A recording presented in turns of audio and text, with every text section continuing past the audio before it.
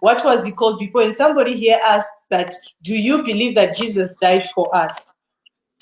The day I will see a white man dying for a black man, then I'll believe in the white Jesus dying for black people. As far as I'm concerned, the black man is still hanging on the cross, surrounded by the two thieves on the left and on the right. These are the Europeans and the Chinese who are busy crucifying Africa on the same cross. We cannot even talk about the death of Jesus. Let's talk about the dying of Africa constantly.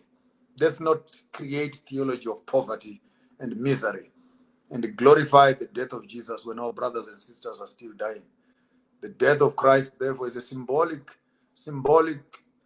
death, the death of truth, the death of the poor, the death of the marginalized, the death of the children of the soil. And if religion is used to pacify that, then that is the doctrine of demons. For he came to set the captives free. And until Africa is free, there's no Jesus who has died on the cross. We are still dying to date. It cannot take one man to save the whole world. Yet we have 20 million Africans who drowned in the sea during slave trade. Is this God not tired of drinking blood? How much more blood does he need?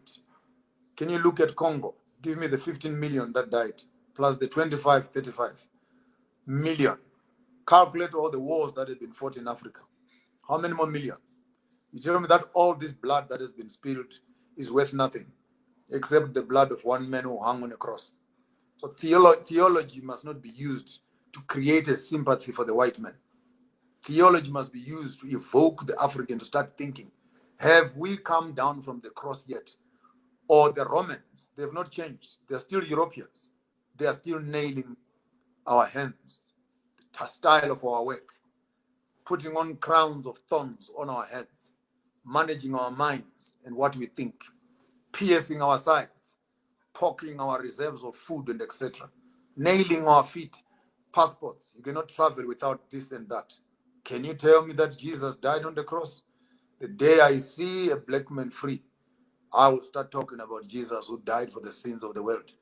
He could not have died for the black man, and the white man who believes in him did the crimes that he did. Oh, Bishop. So now, if this is what you're saying, that until you see a black man free, then you now believe that Jesus died for us. Then you still say that you still go to, sometimes you still go to SDA with your family. Then why are you going there?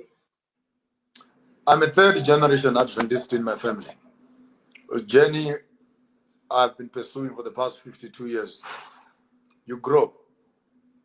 And the shoes I was putting on when I was in primary school, I can no longer put on the same shoes.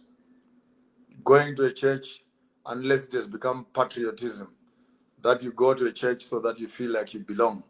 And once you belong to a church, you are not allowed to think. Therefore, shut up because you go to church. Don't think. Because apparently when you enter a church, you must surrender your sanity, you must surrender your brains, you must surrender your critical mind. To become a member is actually selling your conscience. Bishop, and many people also believe that Christianity is the way to make heaven. Does it mean that our forefathers who died before Christianity was brought to Africa didn't or won't make heaven? The paganism of making an African wait for the heaven in the sky when the European is eating the heavens on earth is another doctrine of demons.